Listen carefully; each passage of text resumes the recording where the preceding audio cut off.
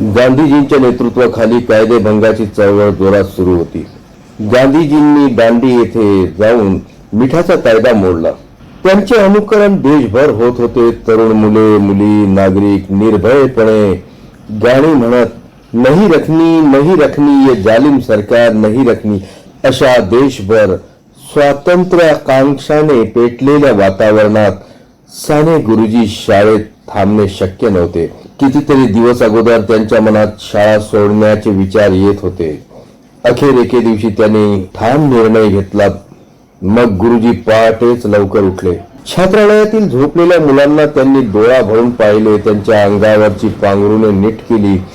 बागेतल्या झाडांची फुले तोडली.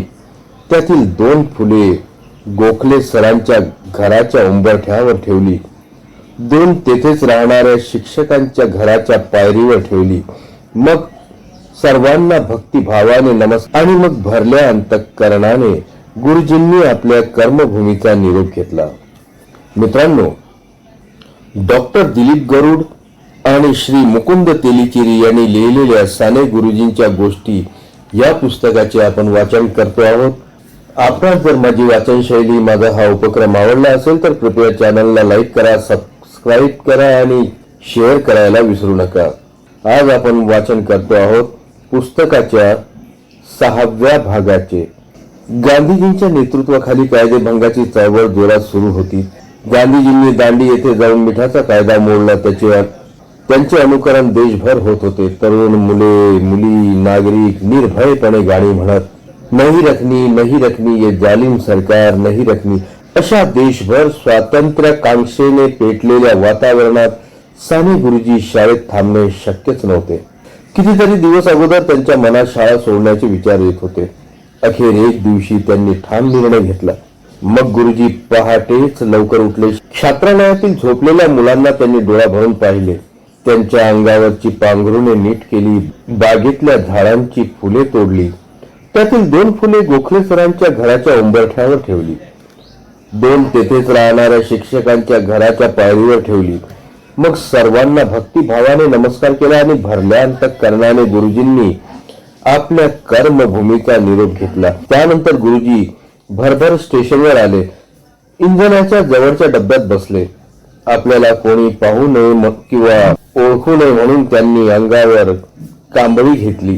ते अंगाचे मुटकुळे करून झोपून राहिले. सकाळ झाली, उजाडले. छात्रालयातील मुले जागी झाली. आवराआवर करून प्रार्थनेला आली. पण आज गुरुजी प्रार्थनेला नव्हते. मुलांनी गुरुजींची चौकशी सुरू केली, पण ते कोठेच दिसेनात. ही गोष्ट गोखले सरांच्या कानावर गेली. त्यांना संशय होताच. गुरुजी एक दिवस शाळा सोडून जातील असे त्यांना वाटत होते, कारण गुरुजी अधूनमधून तसे बोलून दाखवत असत. म्हणून गोखले सर सरळ स्टेशनवर आले. प्रत्येक डब्यात डोकावून पाहू लागले. मोठ्याने साने सर, अहो साने सर अशा हाका मारू लागले. अखेर इंजनाजवळच्या डब्यात गोखले सर आले. तेथे झोपलेल्या माणसाच्या अंगावरची कांबळी त्यांनी उघडून पाहिली तर ते साने गुरुजी होते. ते खरोखर झोपले नव्हते, पण आपल्याला कोणी पाहू नये म्हणून त्यांनी झोपेचे सोंग घेतले होते. गोखले सरांना पाहताच गुरुजींनी त्यांना नम्रपणे अभिवादन केले. नंतर कळवळून अंतःकरणपूर्वक म्हणाले, आता इथे राहावत नाही. मुलांना गुलाम करणाऱ्या या शाळा बंद केल्या पाहिजेत. जनतेला स्वतंत्र व्हायचे शिक्षण दिले पाहिजे. मला परत घेऊन जाऊ नका. मला आता माझ्या मार्गाने जाऊ द्या. यावर गोखले सर तरी काय बोलणार. त्यांचे अंतःकरणही भरून आले होते. त्यांना गुरुजींची तळमळ कळत होती. मग त्यांनीही गुरुजींच्या या नव्या वाटेवरच्या नव्या प्रवासाला शुभेच्छा दिल्या.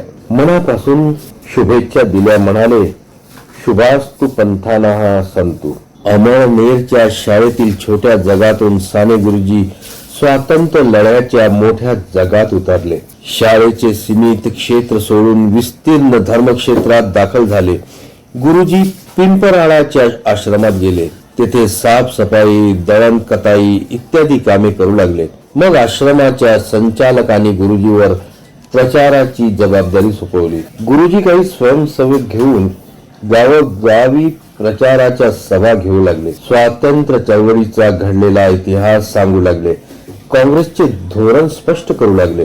गांधीजींचे विचार लोकांना सांगू लागले.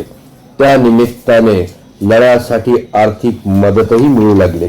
पहिली सभा गुरुजींनी फैजपूरला घेतली. राष्ट्रीय चळवळीतील ते त्यांचे पहिले भाषण. गुरुजी तळमळीने बोलत, जीव ओतून विचार मांडत, लोकांना चळवळीत सामील होण्याचे आवाहन करत. गुरुजींची दुसरी सभा सावद्याला झाली. मारुतीच्या देवळापुढे सभा भरली होती. सभेपूर्वी गावात दवंडी देण्यात आली होती. हे दवंडी देण्याचे काम गुरुजी बरोबर असलेल्या स्वयंसेवकांनी केले होते.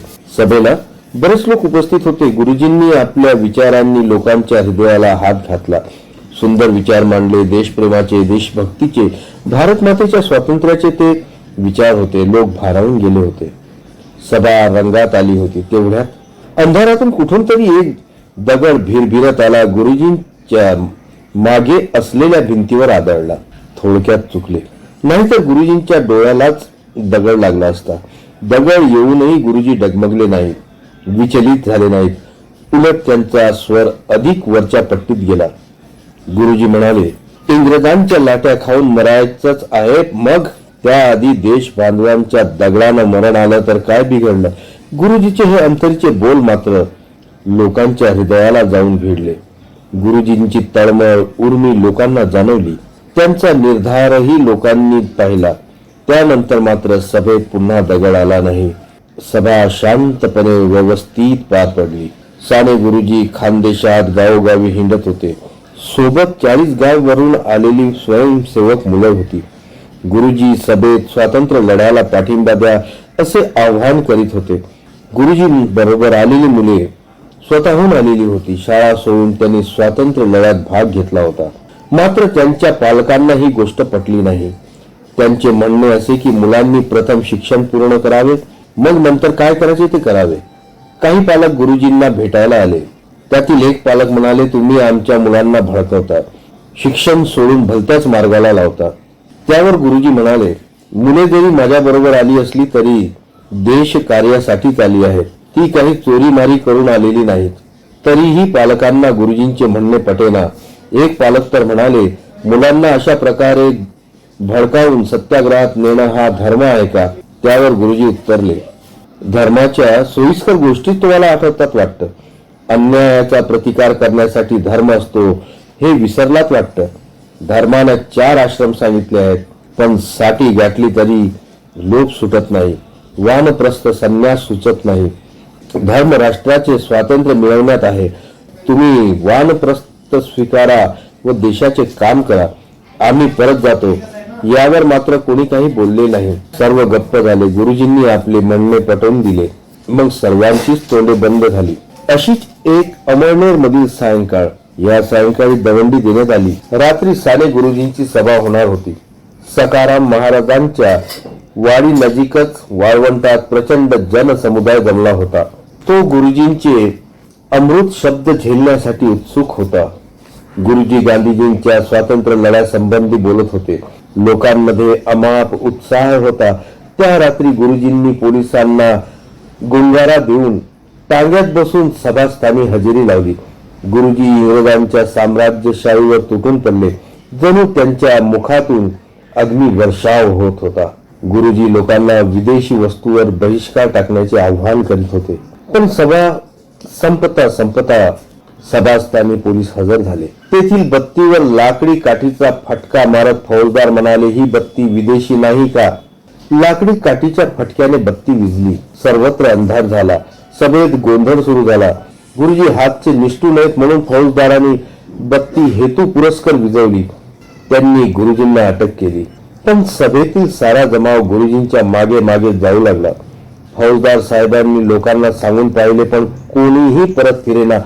फौजदारांनी अखेर लोकांना धमकी दिली, तरीही लोक गुरुजींच्या मागेच जात राहिले. त्यांच्या मते आम्हाला गुरुजींची शहरातून मिरवणूक काढू द्या, मिरवणुकीनंतर त्यांना अटक करा. लोकांचा तो प्रचंड जमाव त्यांची मनस्थिती पाहून फौजदार मनात चरकले, पण ते धूर्त होते. परिस्थितीचा अंदाज घेत ते म्हणाले, तुमचे म्हणणे बरोबर आहे, पण आता रात्र फार झाली आहे. रात्रीची मिरवणूक कोण बघणार? त्यापेक्षा उद्या सकाळी मिरवणूक काढा, लोक बघतील. लोकांना फौजदाराचे म्हणणे पटले. मग लोक पांगले, आपापल्या घरी निघून गेले. उद्या गुरुजींची प्रचंड मिरवणूक काढायची या विचारात घरी निघून गेले. पण फौजदार साहेबांनी आपला शब्द पाळला नाही. इंग्रजांच्या खाल्ल्या मिठाला ते जागले. त्यांनी रात्रीच्या रात्री गुरुजींना एरंडोलला नेले. तेथे प्रांतापुढे उभे केले. त्यावेळी देसाई नावाचे प्रांत अधिकारी होते. गुरुजींवर राष्ट्रद्रोहाचा आरोप ठेवण्यात आला. खटल्याचे खोटे खोटे नाटक उभे करण्यात आले आणि गुरुजींना 15 महिन्याची सक्त मजुरीची व 200 रुपये दंड थोपवण्यात आला. गुरुजींची रवानगी धुळ्याच्या तुरुंगात करण्यात आली. गुरुजींचे शिक्षण वगैरे पाहून त्यांना तुरुंगात ब वर्ग देण्यात आला. पण गुरुजींनी ब वर्ग नकारून क वर्ग स्वीकारला. 17 मे 1930 पासून हा कारावास सुरू झाला. गुरुजींचा हा पहिला कारावास होता. स्वातंत्र्य मिळवण्यासाठी साने गुरुजींचा पहिला कारावास सुरू झाला. 2-3 महिने त्यांना धुळ्याच्या तुरुंगात ठेवले. नंतर वरळीच्या तुरुंगात हलवण्यात आले. 8-10 दिवस तिथे ठेवून तिथूनच पुढे त्यांना चित्रणापल्लीच्या तुरुंगात हलवण्यात आले. 23 मार्च 1931 पर्यंत गुरुजी या तुरुंगात होते. त्यानंतर त्यांची तिथून सुटका झाली. गुरुजींना एकूण 15 महिन्याची सजा झाली होती. पण प्रत्यक्षात त्यांना 10 महिने सजा भोगावी लागली. या चित्रणापल्लीच्या तुरुंगात घडलेला असाच एक प्रसंग. नामदेव येडू पाटील आणि उत्तम पाटील हे अमळनेरच्या शाळेतील विद्यार्थी. ते राष्ट्रभक्तीने प्रेरित झाले होते. गुरुजींनी त्यांना पिंपराड्याच्या आश्रमात घालले होते. त्यातील उत्तम पाटील हा सिसोदे कुळातील राजपुती बाण्याचा निर्भय वीर वृत्तीच्या छत्रालयात झोपताना उशाशी खंजीर ठेवून झोपायचा. गुरुजींचे लेख वाचून भाषणे ऐकून स्वातंत्र्याची ज्योत त्यांच्या अंतःकरणात पेटली होती. त्याने घरी पत्र लिहून कळवले होते, मी स्वातंत्र्य संग्रामात पडणार आहे. हाच उत्तम पाटील गुरुजींबरोबर तुरुंगाची सजा भोगत होता. आता तो गुरुजींबरोबर चित्रणापल्लीच्या तुरुंगात होता. पण इथे तो आजारी पडला. गुरुजींनी त्याला हॉस्पिटलमध्ये ठेवले. त्याची सेवा शुश्रूषा केली. त्याला विषम ज्वर झाला होता. उत्तम जवळ बसून गुरुजी रामरक्षा म्हणायचे. अशा वेळी श्रद्धेशिवाय काय आधाराला होते. 19व्या दिवशी त्याचा ताप निघाला. पण तो फार अशक्त झाला होता. गुरुजी त्याला लहान मुलासारखे जपून चालवीत. या उत्तम पाटील जवळ एक ध्रुव बाळाचे चित्र होते. गुरुजींनी ते चित्र व्यवस्थित ठेवले. गुरुजी अंगणातील फुले वेचून आणायचे. त्याचा हार करायचे. तो हार ध्रुवाच्या गळ्यात घालायचे. एकदा जेलरने ते पाहिले. त्याला भयंकर राग आला. तुरुंगात ही असली नाटकं त्याला मंजूर नव्हती. त्याने ते हार तुरे भिरकावून दिले. जेलमध्ये असले प्रकार नको असे तो म्हणाला. त्याच्या या वर्तनाने गुरुजींना वाईट वाटले. ते जेलरला म्हणाले, तुरुंग सुधारण्यासाठी असतात की बिघडवण्यासाठी? एखाद्याच्या श्रद्धेवर असा आघात करणे बरे नाही. हे चित्र आमचे आहे, आम्हाला ते परत द्या. गुरुजीच्या या बोलण्याने तो नरमला. गुरुजींनी त्याला सर्व धर्म समभाव शिकवला. श्रद्धेचा भक्तीचा आदर करायला शिकवला. मित्रांनो, आजचे वाचन आपण इथेच थांबवूया. यानंतर भेटूया पुढील भागात. जर आपणास माझी वाचनशैली, माझा हा उपक्रम आवडला असेल तर कृपया चॅनलला लाईक करा, सबस्क्राईब करा आणि शेअर करायला विसरू नका.